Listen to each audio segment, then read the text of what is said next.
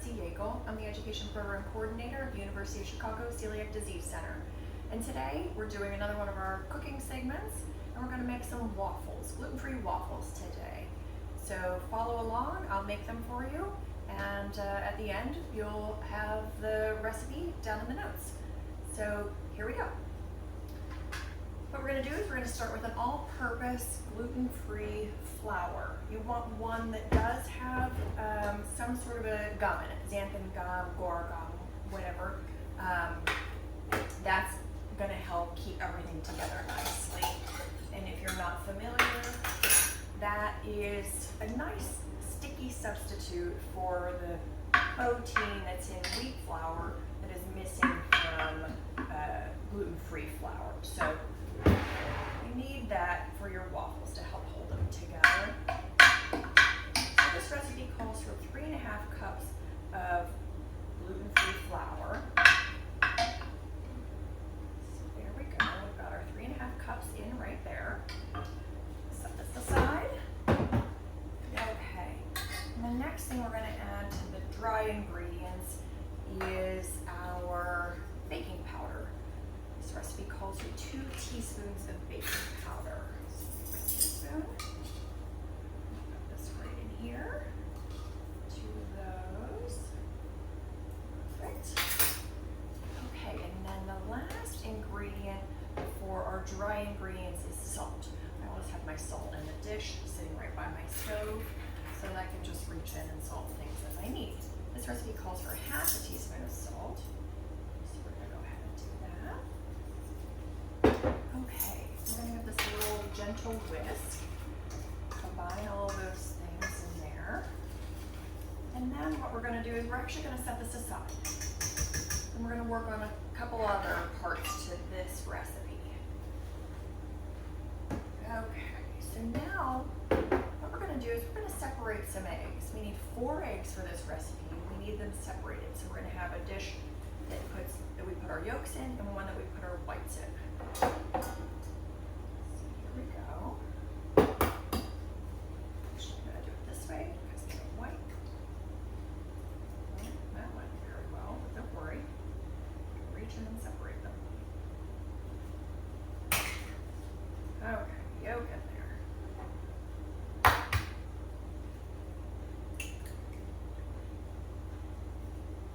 I use my hand. I literally let the egg run through my hand and it separates, leaving the yolk in my hand and the white in there, except on the first one when whole thing went in.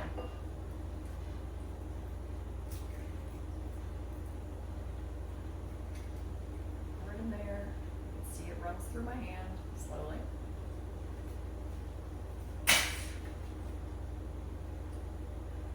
There we go. And then we're left with just the yolk. Last one. And while this is happening, I have my waffle iron here heating up. So it'll be all ready when I'm ready for it.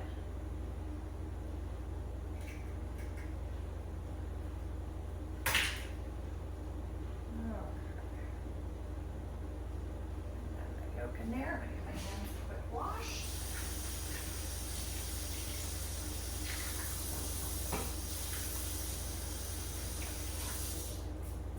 Perfect. Okay. So the next thing we want to do is we're going to whisk together the egg yolks.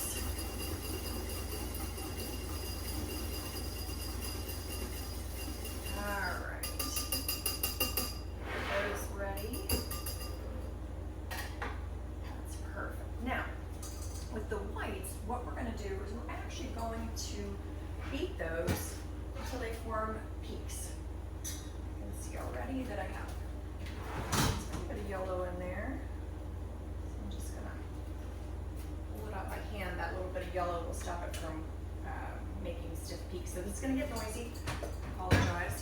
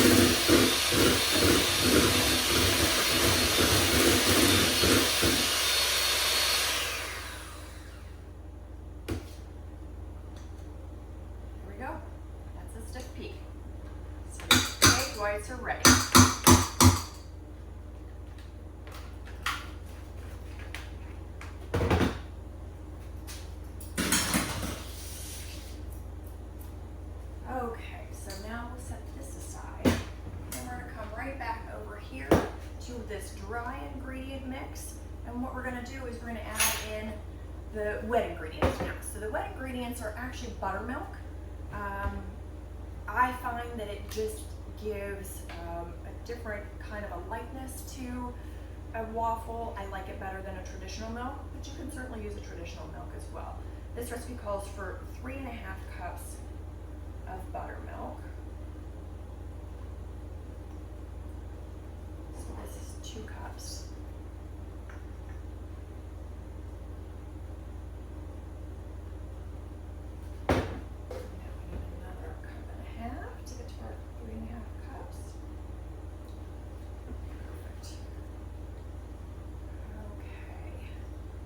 And then the next thing we need to add,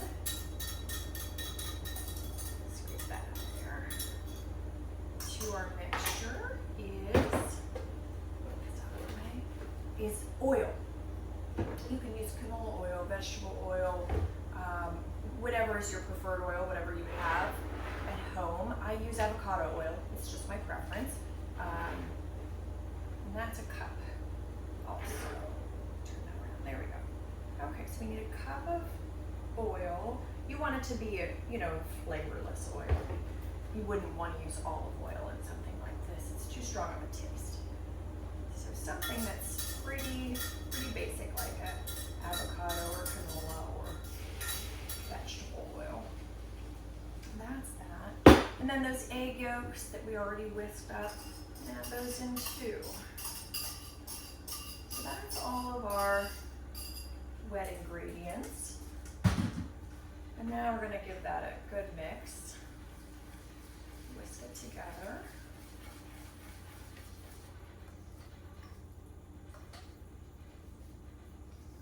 It makes a nice big batch, so you'll have plenty of waffles. As you can see, it's a big bowl.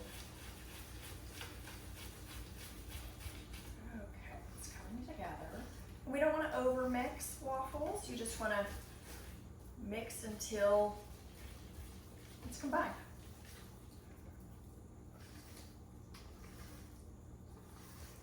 All right. And that's that. So that's combined.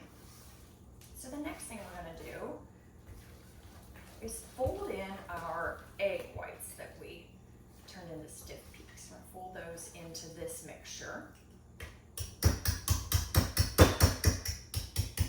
We're done with the whisk and the measuring cup. Let's get those right out of here. And here's our egg whites, and I'm going to grab a spatula. I forgot to get it out.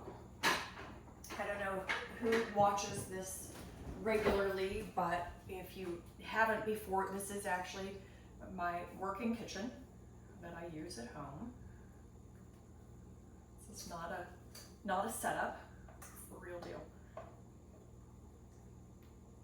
So we put in some of that to just kind of lighten it up. That's where we start when we're folding. And then the folding motion is cutting through and spinning the bowl, cutting and folding while spinning the bowl.